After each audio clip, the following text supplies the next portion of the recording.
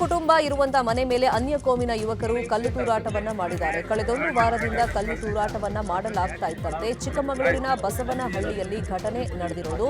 ಕಲ್ಲು ತೂರುವಾಗ ಮುಸ್ಲಿಂ ಯುವಕರನ್ನ ಹಿಡಿದಂತಹ ಬಜರಂಗ ದಳದ ಕಾರ್ಯಕರ್ತರು ಪೊಲೀಸರಿಗೆ ಒಪ್ಪಿಸಿದ್ದಾರೆ. ಇನ್ನು ಬಸವನಹಳ್ಳಿ ಠಾಣೆ ಬಳಿಯಲ್ಲಿ ಕೆಲ ಕಾಲ ಆತಂಕದ ವಾತಾವರಣ ನಿರ್ಮಾಣವಾಗಿತ್ತು.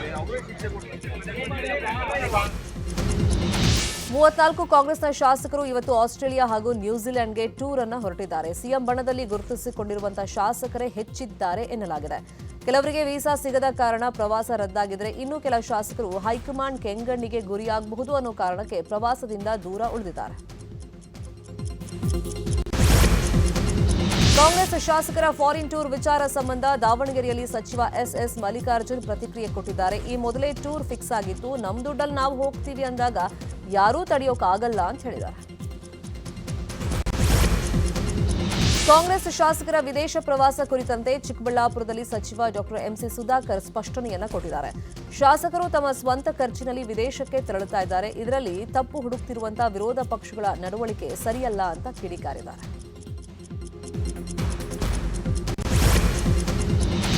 ರೌಡಿ ಶೀಟರ್ ಬಿಕ್ಲು ಶಿವ ಕೊಲೆ ಪ್ರಕರಣದ ತನಿಖೆ ಚುರುಕನ್ನ ಪಡ್ಕೊಂಡಿದೆ. ಸಿಐಡಿ ಅಧಿಕಾರಿಗಳು ಬೈರತಿ ಬಸವರಾಜು ಅವರನ್ನ ತೀವ್ರ ವಿಚಾರಣೆಗೆ ಒಳಪಡಿಸಿದ್ದಾರೆ. ಹತ್ಯೆ ಪ್ರಕರಣ ಸಂಬಂಧ ಬೈರತಿ ಬಸವರಾಜು A1 ಜಗ್ಗನ ಜೊತೆ ಮಾತನಾಡಿದ್ದಾರೆ ಎನ್ನಲಾದಂತಹ ಆಡಿಯೋವನ್ನ ವಶಕ್ಕೆ ಪಡೆದಿದ್ದಾರೆ. ಇನ್ನು ಮನೆ ಊಟ ಕೋರಿ ಬೈರತಿ ಕೋರ್ಟ್ಗೆ ಸಲ್ಲಿಸಿರುವಂತಹ ಅರ್ಜಿಗೆ ಇವತ್ತು ಸಿಐಡಿ ಆಕ್ಷೇಪಣೆ ಸಲ್ಲಿಸುವಂತ ಸಾಧ್ಯತೆ ಇದೆ.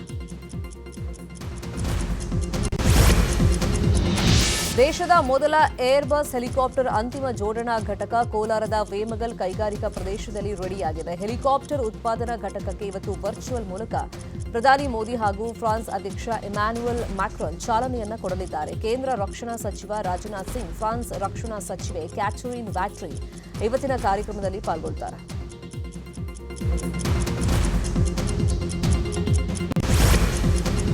ಸಿಲಿಕಾನ್ ಸಿಟಿ ಬೆಂಗಳೂರಲ್ಲಿ ಕಳ್ಳರು ಕೈಚಳಕವನ್ನ ತೋರಿದ್ದಾರೆ. ಮನೆಯಲ್ಲಿ ಯಾರೂ ಇಲ್ಲದ ವೇಳೆ ಬಾಗಿಲು ಮುರಿದು ಒಳನುಗ್ಗಿದಂತ ಕಳ್ಳರು ಕಳ್ಳತನ ಮಾಡಿ ಪರಾರಿಯಾಗಿರುವಂತಹ ಘಟನೆ ಆರ್ಆರ್ ನಗರದಲ್ಲಿ ನಡೆದಿದೆ. ಕಳ್ಳರ ಕೈಚಳಕದ ದೃಶ್ಯ ಸಿಸಿಟಿವಿಯಲ್ಲಿ ಸೆರೆಯಾಗಿದೆ.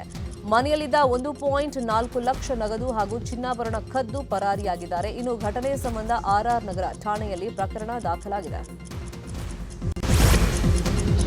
ಸಿಲಿಕಾನ್ ಸಿಟಿ ಜನರನ್ನ ಬೆಚ್ಚಿ ಬೀಳಿಸುವಂತ ರಾಬರಿ ನಡೆದಿದೆ. ಪೊಲೀಸರ ಸಮವಸ್ತ್ರದಲ್ಲಿ ಬಂದು ಖದೀಮರು ಮನೆ ದರೋಡೆ ಮಾಡಿರುವಂತಹ ಘಟನೆ ಬ್ಯಾಡರಹಳ್ಳಿ ಠಾಣಾ ವ್ಯಾಪ್ತಿಯ ಬಿಇಎಲ್ ಬಡಾವಣೆಯಲ್ಲಿ ನಡೆದಿದೆ. ಮನೆಯಲ್ಲಿ ಹೊಂಬಾಳೇಗೌಡ ಪತ್ನಿ ಮಂಗಳಮ್ಮ ಮತ್ತು ಮೊಮ್ಮಗ ಇದ್ದಾಗ ನುಗ್ಗಿದಂತ ದರೋಡೆಕೋರರು ಬೆದರಿಕೆ ಹಾಕಿ 20 ಲಕ್ಷ ಹಣ ಹಾಗೂ ಅರ್ಧ ಕೆಜಿ ಚಿನ್ನಾಭರಣ ದೋಚಿದ್ದಾರೆ.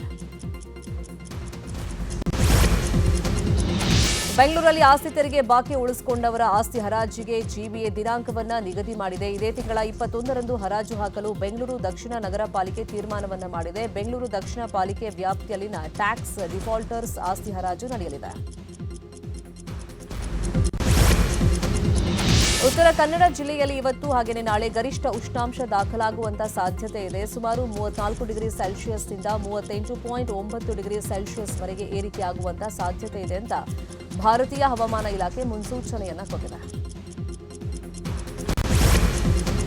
ಬಳ್ಳಾರಿ ಜಿಲ್ಲೆಯ ಕುರುಗೋಡು ಪಟ್ಟಣದಲ್ಲಿ ಕುರುಗೋಡು ಉತ್ಸವ ನಡೀತಾ ಇದೆ. ಲೋಕೋಪಯೋಗಿ ಸಚಿವ ಸತೀಶ್ ಜಾರಕಿಹೊಳಿ ಕುರುಗೋಡು ಉತ್ಸವವನ್ನು ಉದ್ಘಾಟನೆ ಮಾಡಿದ್ದಾರೆ. ಕಾರ್ಯಕ್ರಮದಲ್ಲಿ ಶಾಸಕರಾದ ಗಣೇಶ್, ನಾರಾ ಭರತ್ ರೆಡ್ಡಿ, ರಾಘವೇಂದ್ರ ಹಿಟ್ನಾಳ್ ಸೇರಿದಂತೆ ಹಲವು ಶಾಸಕರು ಪಾಲ್ಗೊಂಡಿದ್ದರು.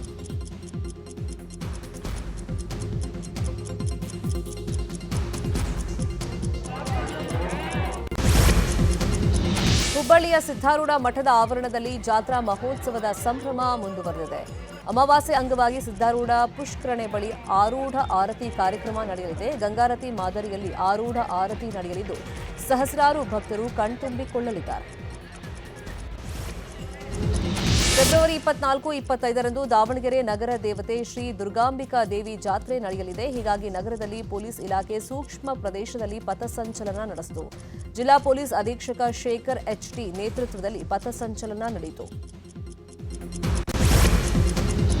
ಇತ್ತೀಚೆಗೆ ವರ್ಗಾವಣೆಯಾದ ಚಿತ್ರದುರ್ಗದ ಡಿವೈಎಸ್ಪಿ ದಿನಕರ್ಗೆ ಪೊಲೀಸರು ನಾಗರಿಕರಿಂದ ಪುಷ್ಪವೃಷ್ಟಿ ಮಾಡುವ ಮೂಲಕ ಬೀಳ್ಕೊಡುಗೆ ನೀಡಿದ್ದು ವಿಡಿಯೋ ವೈರಲ್ ಆಗಿದೆ. ಚಿತ್ರದುರ್ಗ ಜಿಲ್ಲೆಯ ಜಿಲ್ಲಾ ಕೇಂದ್ರ ಸ್ಥಾನದಲ್ಲಿ ದಿನಕರ್ ಅವರು ಡಿವೈಎಸ್ಪಿಯಾಗಿ ಕಳೆದ 2 ವರ್ಷಗಳಿಂದ ಕರ್ತವ್ಯವನ್ನ ನಿರ್ವಹಿಸಿದರು.